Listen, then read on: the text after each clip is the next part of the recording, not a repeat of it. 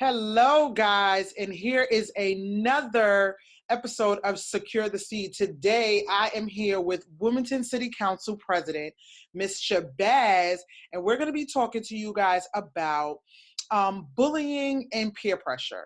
You know, I do know that you guys are home right now because of COVID-19, but we still wanted to make sure we brought some awareness to this. Because different things can be going on. You know, you could be on your phone getting text messages or inbox on Instagram or Facebook. And we definitely want to pour into you guys and plant the seed to let you know, little tips on how to deal with this while you're at home. And I'm going to hand it over to Wilmington City Council President, Ms. SHABAZZ. Thank you, Dr. Moore. It's just really a pleasure to be able to share the tidbits. You know, these are life experiences that I believe all of us go through. And there's hopefully that as we continue to realize its prevalence of it, that we will be able to nip it in the bud and not just deal with those who are being bullied, but those who are doing the bullying, help them to overcome that characteristic. Exactly. So it is really difficult even now because we all are self-contained. I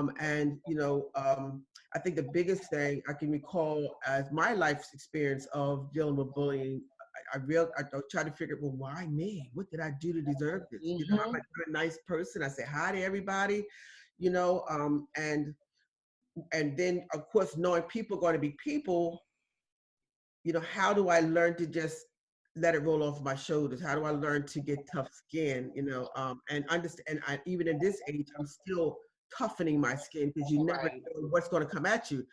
So I think the biggest seed that I could plant into our young people is the getting knowledge of self and confidence of self, because when you turn to have difficulties, sometimes there aren't anyone around. Mm-hmm. You might not have a relationship with a friend or an adult. And for self-survival, we got to turn within. Right. So that's the first seed I want to plant and hope that they can start building on it. You get young people getting to know yourself, know what your character, what your gifts and talents are, that you feel good and confident about that. Be able to, as Ayana Von Sun says, be able to look at yourself in the mirror and love what you see. Yes. That is very important. Even with that pimple, that big nose, that big ears or whatever. And I had big ears back in my day, and I still do. That's why I had it in my hair. And they used to tease me about my knees because I was real thin. They told my knees, and my ears. So I had to deal with that. Being and going through junior high school, and I admit, to get over that, I looked in the mirror, you do got big ears. So when they call me big ears, they're not saying anything that's not true. My ears are big. Right. My ears are big. And, that was it. So, that self-confidence is really important to try to build that into our young people.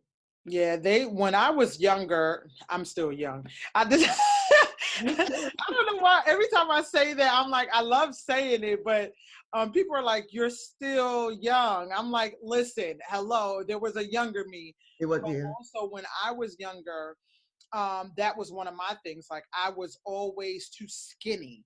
So it's like, oh, you're so skinny. And then when I started gaining a little weight, it's like, oh, now you're fat. And then I'm like, you can't win. And then mine was my lips. So I used to get teased a lot about my lips because my lips were too big. Then it was one point because I used to go to North Carolina a lot. That's where my father's side of the family is.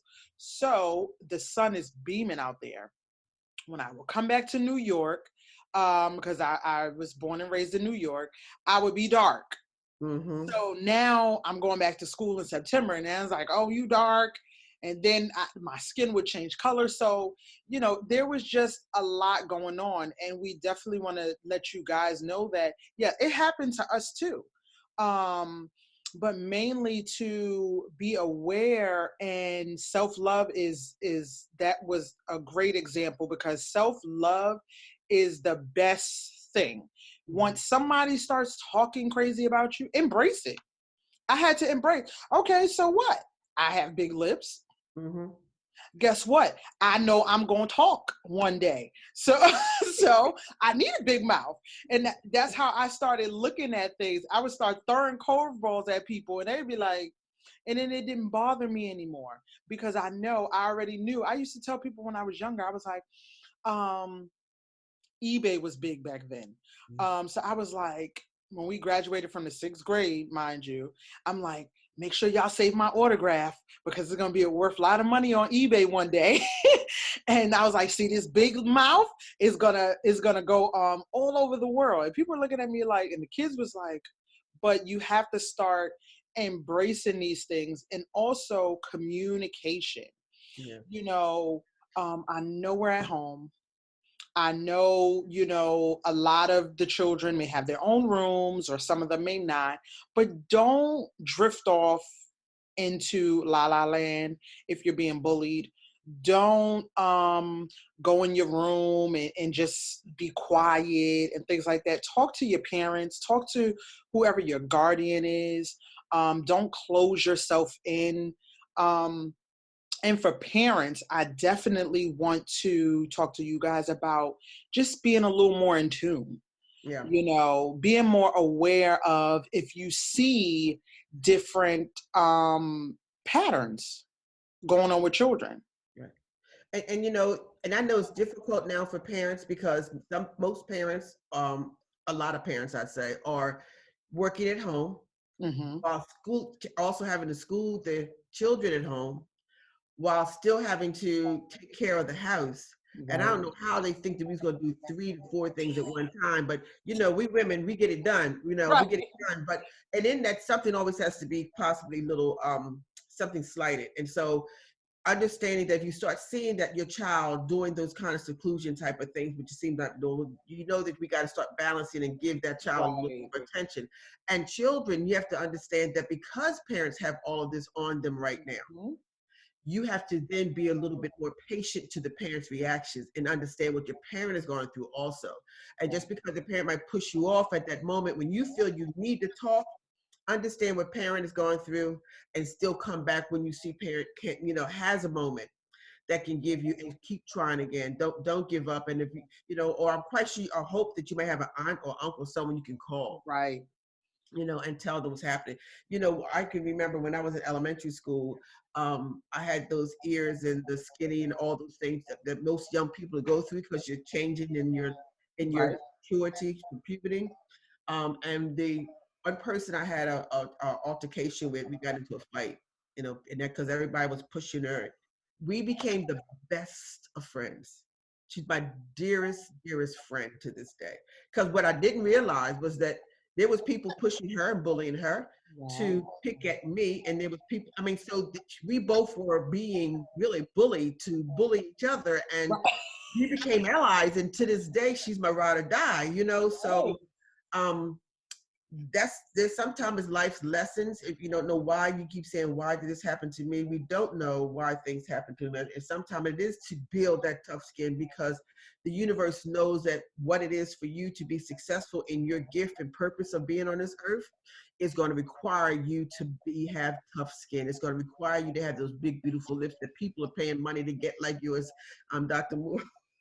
They getting injections to get Injections for that, so you don't know why, but you have to, like we said, you have to embrace what life brings to you, and build that self-confidence that whatever this is, I'm going to tackle it. I'm not going to let that person deter me because it might be that, like I said, things are happening just to build that strong characteristics that's going to need for you to be able to do what your gift is to the world. So life brings you what you need and sometimes what you don't need. We just have to accept it and roll with it. Yes, and also she, Miss Shabazz brought up a really, really, really good point where a lot of times the bully doesn't even want to be a bully. They really don't. Yeah. They don't want to be a bully. They're bullying you because someone else is picking on them or they're missing something. And I noticed that with a lot of bullies, even adults, because there are some adult bullies. And they start at their childhood and they keep going, but they're missing something. Sometimes all they need is a hug. Sometimes all they need is a, hey, would you like to be my friend? Can we just squash this? You know, they're missing a part of them and they're angry. So they're just trying to get it out in any outlet that they feel that they can. Well, that's a really good point. What I also actually share with in telling my girls that sometimes a bully is really because they really admire something about you, and we don't know how to communicate that. And and because they might see something about you that they like in you, and you might not have gave them that confirming smile when they went to approach you, Right. then they felt that you were slighting them. And then because they already had that little, I won't use the word envy, but admiration of you. And if they misread a slight, then that just turns it into a different type of energy because that person, didn't know how to receive all that. So sometimes people just need you to reaffirm. And I would tell my girls that the people that give you that strange look, or look you up and down or roll their eyes at you, I would say I would compliment them. You know, Okay. I would compliment them and say, oh, that's a nice, nice pair of shoes, or I love your hair or something, because all they might need is, like you said, that embrace, that confidence, that nice gesture to break whatever insecurities they might have. So we don't know. Steel sharpens steel, and so that's one thing about especially with that women, we kind of it have a little something with each other when it really is just admiration of each other, and we just have to learn how to communicate that to each other, and feel comfortable with it, and then also accept it and embrace it. So my girls kept saying, well, Mama, I'm not saying nothing to her. I said, but watch it. You get, if you would, because it really changes the energy, because they might be looking at you, whatever the reason is, and I'm saying, hey there, how you doing? And so if I smile at you Right. and give you a compliment, and you're trying to convince other people that are around you to have that same negative feeling towards me, they say, well, I don't know why you don't like her. She's nice. She just said hello to you. It just changes the atmosphere and the That's attitude the around for whole everybody. atmosphere. Because love heals everything. I Yes. mean, positiveness heals everything. And if the person doesn't embrace it, you know that you did the right thing. You did the positive thing. And if anything else comes from a more negative energy, it's not because you exerted it out of resistance or defense. You go on the offense, and you stay positive. You stay Yep. positive. Yep. Well, guys, I hope that you got that seed that was planted. This was a wonderful session. And I don't want to drag it on too long because I want you guys to think. I want you guys to start pondering on what you can do different, how you can start embracing certain things. And also, if you are being a bully or if you're being bullied or provoked to do certain things, how to just go on ahead and change it. Let's change the atmosphere. Let's start being more positive, especially while we're home. Because when we go back to school, we want to make sure there's a lot more positive energy going on in the school. When we go back, once we open, we don't know when we're going to open back up yet, but once we go back, let's start putting these practices into place now. So that way, when we do go back to school, there's not a whole bunch of animosity, because that's the one thing you don't want. One of our students, one of our seeds, she was actually a victim of gun violence a couple of months back, where I think it was in February. She was the 15-year-old that was at a party, and then the mom walked in Newcastle, I believe it was, and she was, left there. And so these are the things that we're talking about. Where I'm not saying that was a bullying situation, but peer pressure. So we have to think about those things, and we want to make sure that when the world opens back up, when you guys start being able to hang around with your friends again, when you're able to go back to school, go back to these programs, we want to make sure that you are thinking and that peer pressure does not set in. Don't go nowhere you really don't feel comfortable. If people say that they are your friends and they start acting a little funny and things like that, pay attention. Let's start paying attention, and definitely let's start changing the atmosphere. We want to be atmosphere changers. We want to put out more positive energy. All Can I right. share one other point, if I have 1 second? Uh-huh. We're talking about the person to person, but we know our children are isolated in their own individual houses, but that social media world, oh my goodness. And so, you only can be bullied if you respond on social media. That's one thing about that. Only if they can say all they want to, and after you don't respond, then they're talking to themselves. Right. Or they talking to each other and they're not talking to you, so it's not affecting you. So if you find that somebody is coming at you wrong, that's taking your spirits down, because if it's not a positive post, then you have to learn to use that self-discipline to resist and not respond. Take the high road. Take the high road. You want to keep yourself in a positive mode. Yes, she might say something, and I'm going to get back at her. And I understand it, because I do it. I've done it too. I've had to sometimes get emails or texts that I have to not answer 2 days later because I have to calm down. Let me tell you something. I just checked my email when all of this, there was an email that I had gotten. I believe it was 2018 or 2019. Let me tell you guys, I did not check that email until March of 2020, until this pandemic started, simply because I knew that I had to be positive. I knew that I had to make sure my response, if I did respond, I needed to make sure that it was positive. So, and yes, my favorite line is, whatever you feed will grow. Mm-hmm. Whatever you starve will die. So just like Ms. Shabazz said, feeding that stuff, if somebody posts something about you, if somebody says something about you, don't feed into it, especially if it's not true. Mm-hmm. And I noticed a lot of times we get upset at stuff that's true. So, we just need to fix it. If it's true, own it. That's it. Fix it and move on. That's it. Don't ignore it. Don't feed into it, because it's not going to do anything but go on and on and on. And then at the end of the day, what problem? I'm a problem solver. Mm-hmm. So what problem did it solve? Yeah. Feeding that situation that's negative, what problem did it solve? Because 9 times out of 10, it doesn't solve anything. Right. And so, I know these tips sound easier said than done, because as you can hear, we adults have difficulty even then. Like I said, I had to take a day or so before I could respond to that, and then when I came back and responded, like I said, you want to take the high road. First Lady Michelle Obama said, if they put the bar, don't stoop to their level. You take the high road. Always keep that upper high road. So, don't feed it. And you do have that power. That's one power you have over that person in social media, is not to respond. And then if that person always saying something negative, don't read their post. Don't even open it. Block them. Open yourself, expose yourself to that negativeness.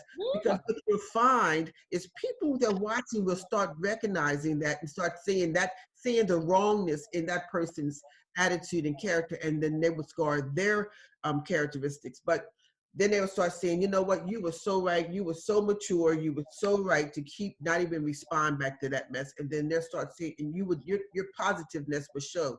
So we do have that power through social media that sometimes in person you don't have, is not even to answer, don't even give them the click or the like or whatever that don't point. Even give the little funny face, because I know like if you hold on to the button on Facebook, you could do like thumbs up, heart, angry face, laugh. Don't give them no power. Don't give them any power, any credit that goes toward their page, popularity or whatever it is. In fact, after a while, they keep coming at you. I really highly recommend that you just block them or delete them. And that would really, really get their goat, you know?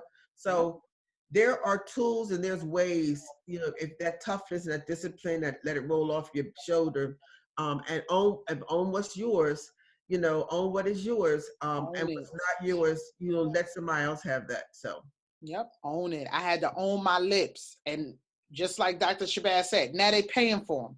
They paying to get injections for lips like mine that people used to talk about. Now I owned it, you know. Oh well, they big, so what? And getting paid for it, right? God's gift to you. Yes. So I want to thank you so much, Wilmington City Council President Dr. Shabazz, for joining us today. And guys, we will see you later. This is the end of season 1, so we're about to go in season 2, and I have some wonderful, amazing speakers to download you guys with and sow some more seeds. And have a good afternoon. You too. Thank you.